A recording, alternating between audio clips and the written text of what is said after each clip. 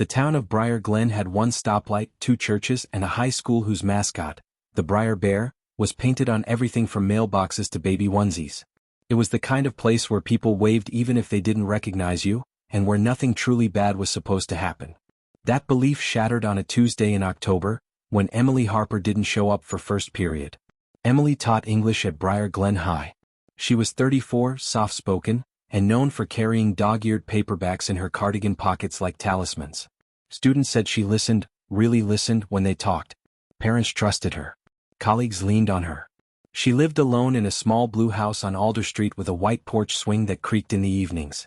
On weekends she volunteered at the library and graded essays at the diner, always tipping too much. So when her classroom lights stayed off and her car sat untouched in her driveway, the town noticed. At first, people assumed a misunderstanding.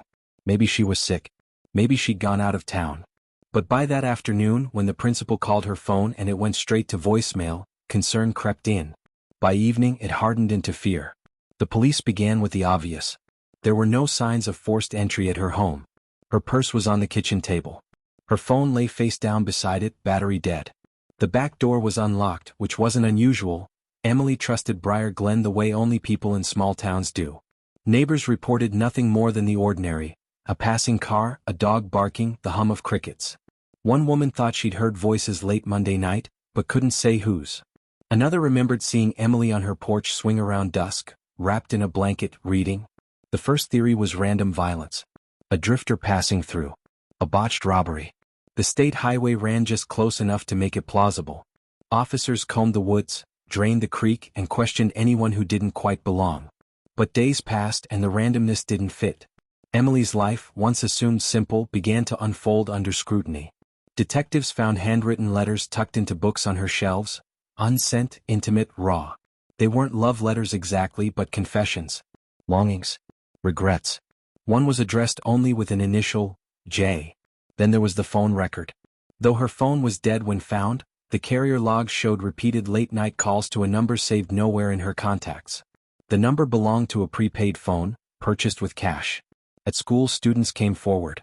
One mentioned that Emily had seemed distracted lately. Another said she'd cried in class once, quickly wiping her eyes and apologizing. A colleague recalled Emily asking about transferring districts, about starting over. The image of the universally content teacher began to crack. The town resisted this version of her. They wanted Emily preserved as she was, kind, uncomplicated, safe. Gossip bloomed anyway, whispered over fences and coffee cups. People wondered what she'd been hiding and whether it had caught up with her. The unexpected suspect emerged quietly, almost reluctantly. His name was Jonah Reed. Jonah had grown up in Briar Glen and left the moment he could. He returned 6 months earlier after his divorce, renting the old Miller place at the edge of town. He worked nights at the feed plant and kept mostly to himself. To many he was just another local boy who'd failed to escape.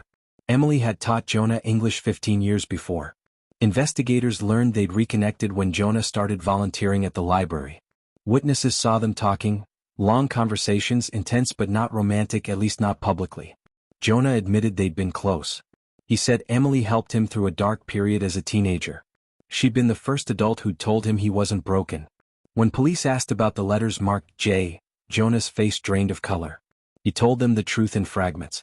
They had been involved, not physically, he insisted, but emotionally. Emily had reached out when he returned to town, and something unresolved between them had resurfaced.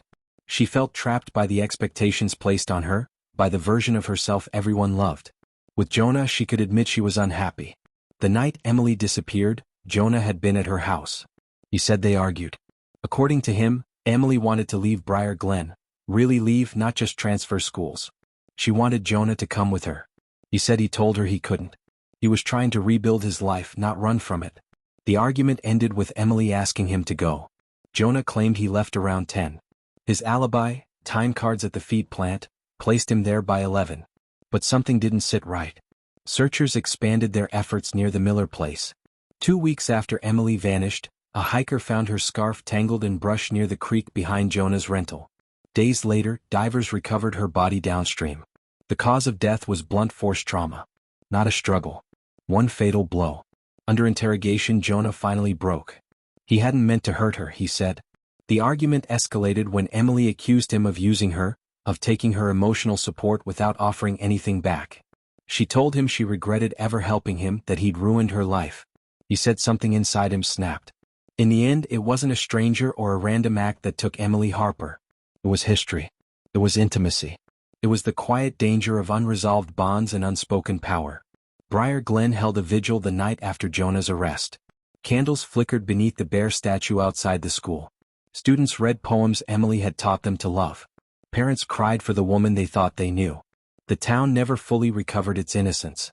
The porch swing on Alder Street still creaks when the wind catches it, empty now. And in Briar Glen, people lock their doors, not because they expect evil, but because they've learned how easily it can wear a familiar face.